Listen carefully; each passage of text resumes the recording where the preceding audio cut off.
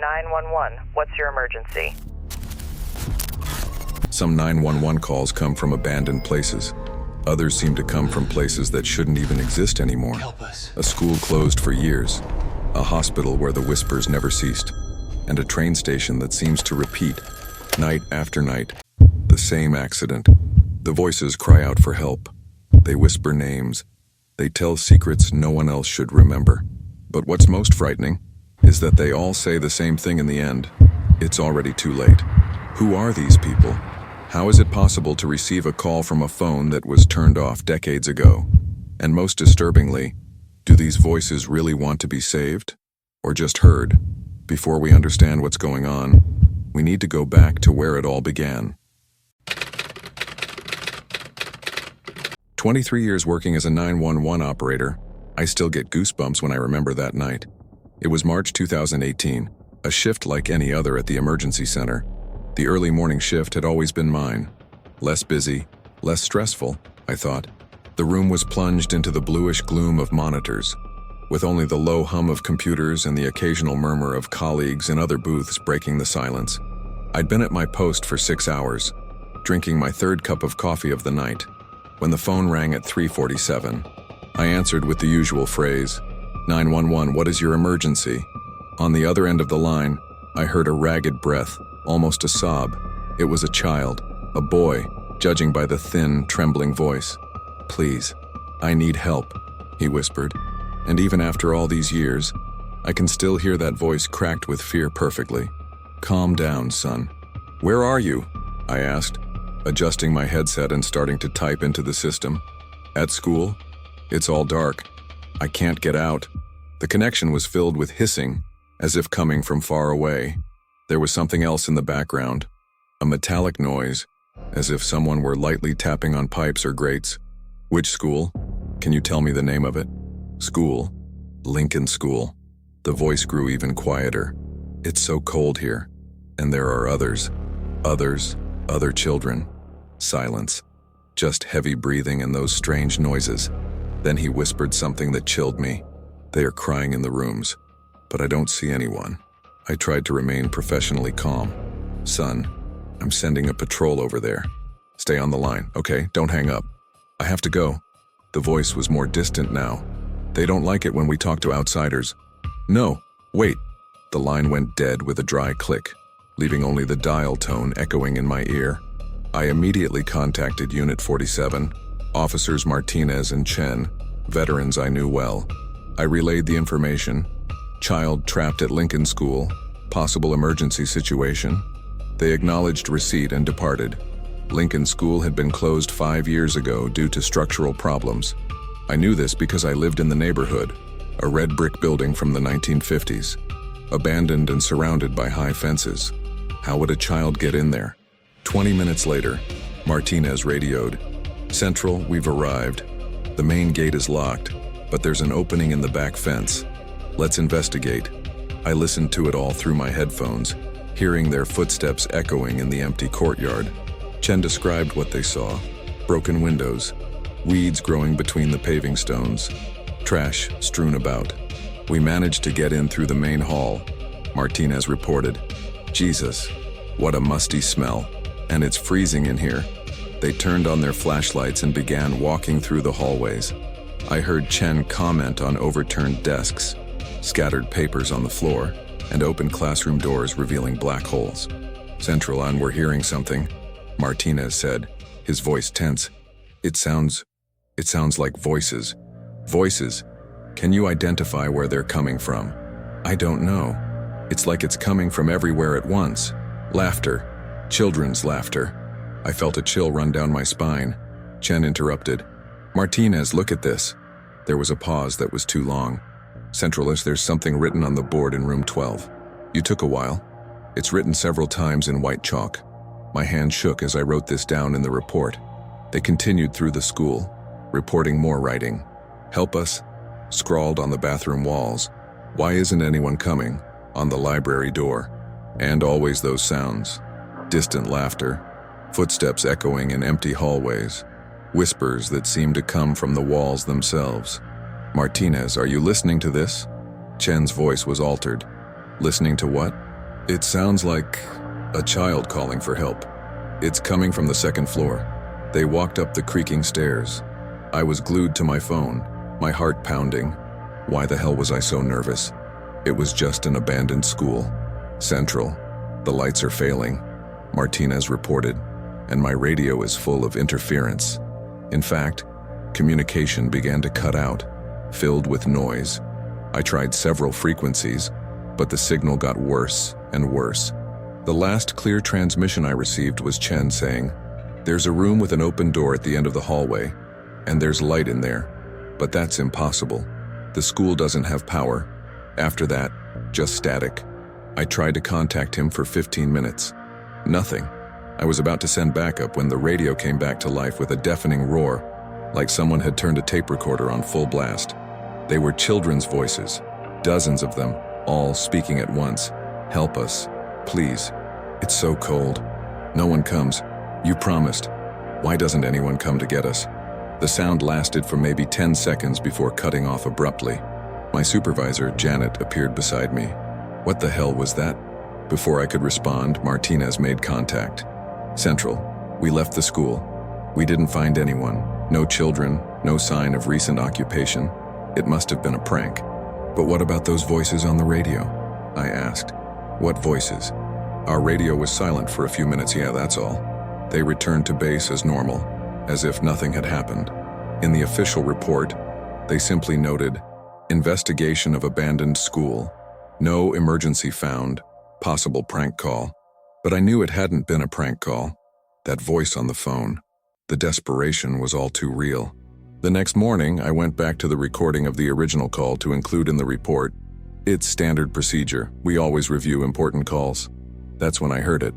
At the end of the recording, after I thought the line had gone dead, there were a few seconds of silence I hadn't noticed before. And then, crystal clear, a child's voice whispered, "You're listening now." But it's too late. That voice wasn't there when I answered the call. I'm absolutely sure. I submitted the recording for technical analysis, but they told me there was nothing unusual.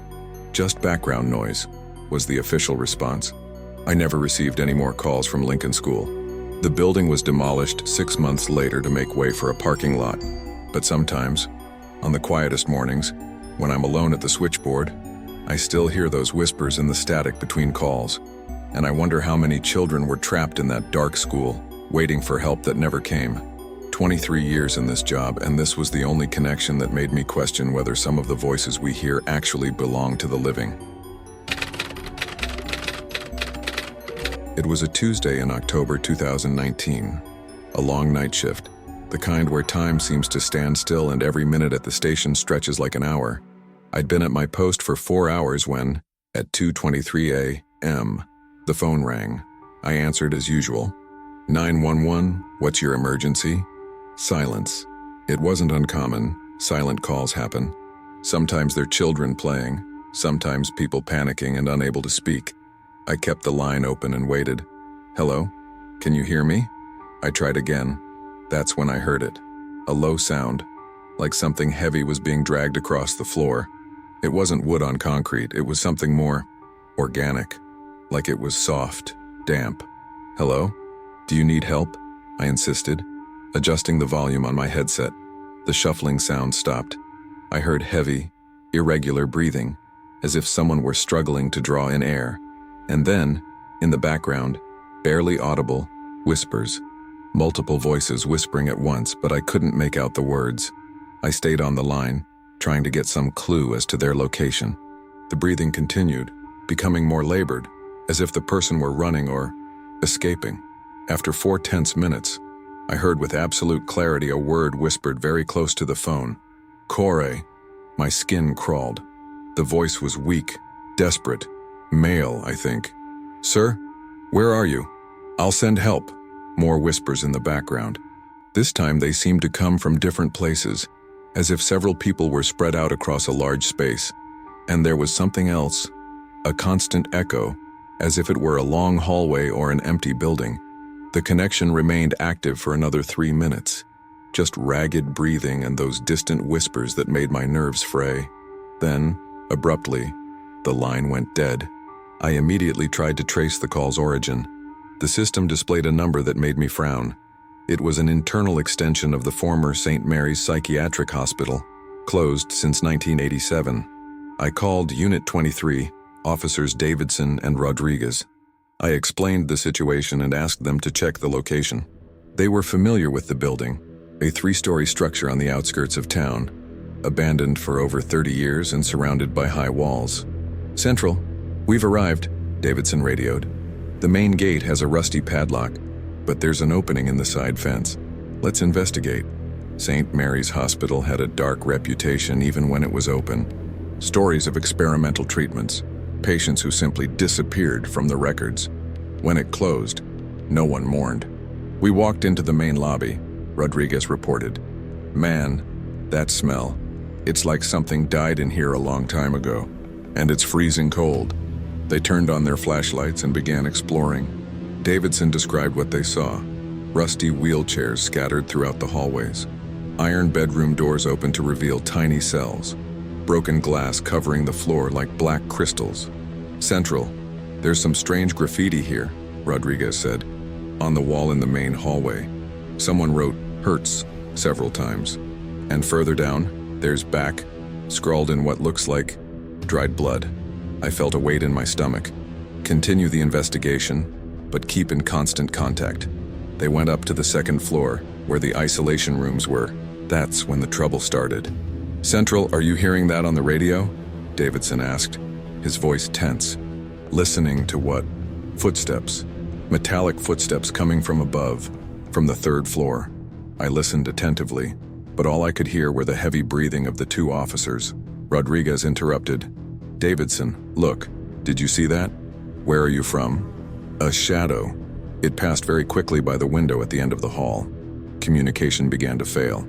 Constant hissing interrupted the transmissions, and I could barely understand what they were saying. "Central, lights are flashing." Davidson's voice was clipped. "Something's wrong. Temperature has dropped." "Davidson? Rodriguez? Answer." Static. Just static for 5 eternal minutes. When the radio came back to life, it was Rodriguez who made contact, his voice trembling. "Central, Davidson is missing." "What do you mean you disappeared?" "We were together in the hallway on the 2nd floor, and he's just not there anymore. I've looked everywhere. It's like he's evaporated." My heart raced. "Stay calm. Keep searching. I'll send backup." But before I could do anything, I heard Davidson on the radio. "Central, Rodriguez, where are you guys?" "Davidson, where the hell have you been?" Rodriguez sounded relieved and angry at the same time. I don't know.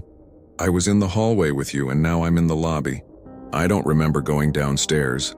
Davidson's voice sounded strange, confused, disoriented, as if he'd just woken up.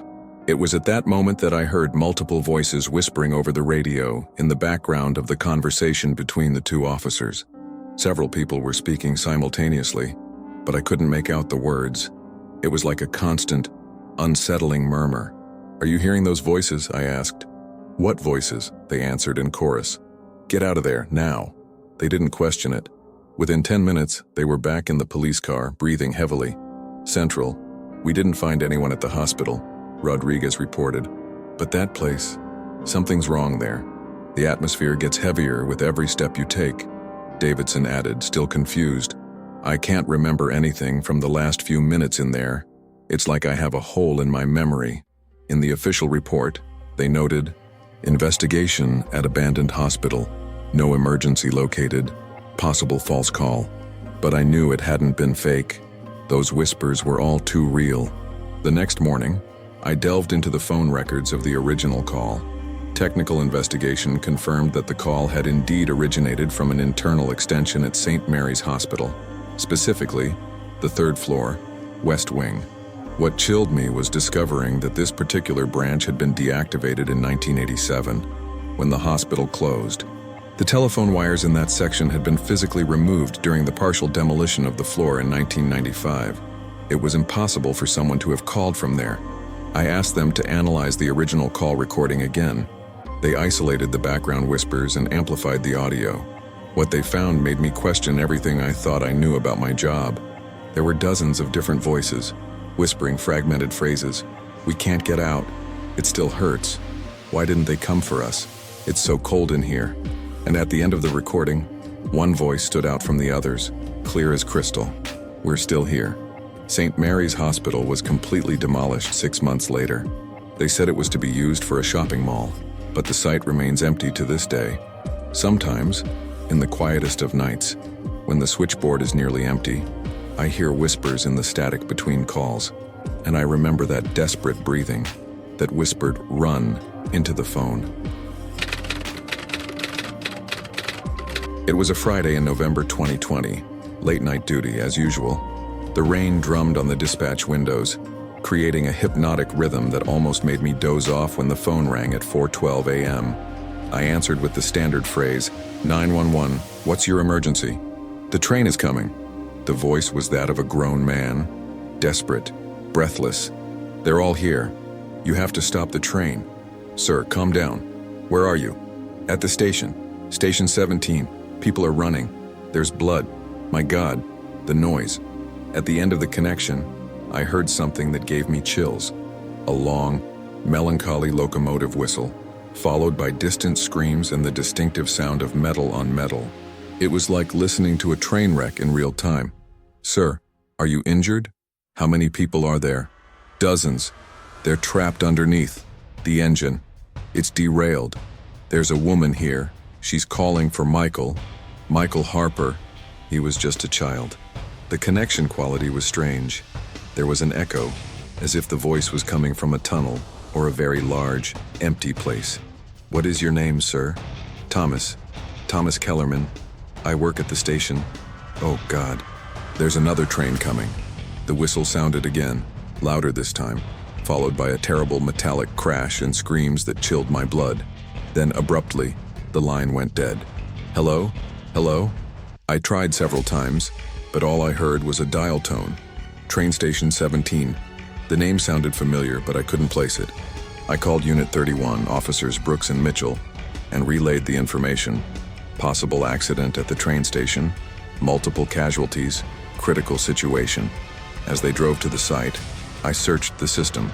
Train station 17 had been decommissioned in 1943 after a devastating accident that killed 37 people when a freight train derailed during a storm. The station was never rebuilt, remaining abandoned on the outskirts of town. "Central, we've arrived," Brooks radioed. "It's an abandoned station, tracks overgrown with weeds. I don't see any trains, no movement. Continue the investigation." The connection seemed very real. They got out of the car and began exploring. Mitchell described what they saw: a cracked concrete platform covered in moss, rusted rails stretching away into the darkness, 2 old rail cars overturned beside the main line. "Central, it's dead quiet in here," Brooks said, "and cold, colder than it should be for this time of year." They walked along the main platform, flashlights cutting through the darkness. It was Mitchell who first reported something strange. "Brooks, and can you hear that?" "Listening to what?" "Footsteps, someone walking on gravel." I listened to the radio, but all I could hear was the wind and light rain. "I don't see anyone," Brooks said. "It must be some animal." They continued exploring. They entered the abandoned train cars, rusting structures with rotting benches and broken windows.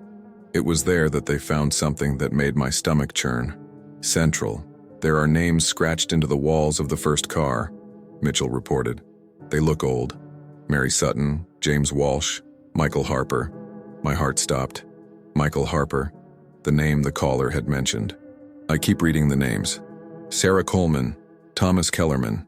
A chill ran down my spine. Thomas Kellerman, the man who had called, had identified himself by that name. "Brooks, Mitchell, get out of the car now." But before they could respond, I heard something impossible over the radio. The clear, unmistakable sound of an approaching train. A long whistle, followed by the metallic rhythm of wheels on tracks. "Central, are you listening to this?" Mitchell sounded genuinely scared. The sound grew louder. It wasn't just one train, it was multiple overlapping sounds. Whistles, screams, the creak of metal being pushed beyond its limit, the rumble of cars colliding. "Get out of there. Now." "But there's no train," Brooks shouted into the radio. "The tracks are empty, but the sound is coming from everywhere." The temperature dropped even further. They reported that their flashlights began to fail, flickering erratically. "The whole platform is shaking," Mitchell said, his voice trembling, like a real train is passing by. The sound of the crash continued for nearly 2 minutes. Screams of agony, metal shattering, the hiss of escaping steam. It was as if they were witnessing the 1943 disaster happening again, in real time. Then, abruptly, everything stopped. Total silence. "Brooks, Mitchell, respondum. We're fine," Brooks finally replied, breathing heavily. But that was impossible. There was no train. They made one last quick sweep and left the scene, clearly shaken. The official report stated, "Investigation of abandoned station. No emergencies found. Possible acoustic effects caused by wind." But I knew it hadn't been wind. I spent the rest of the morning researching the 1943 accident. The records confirmed it.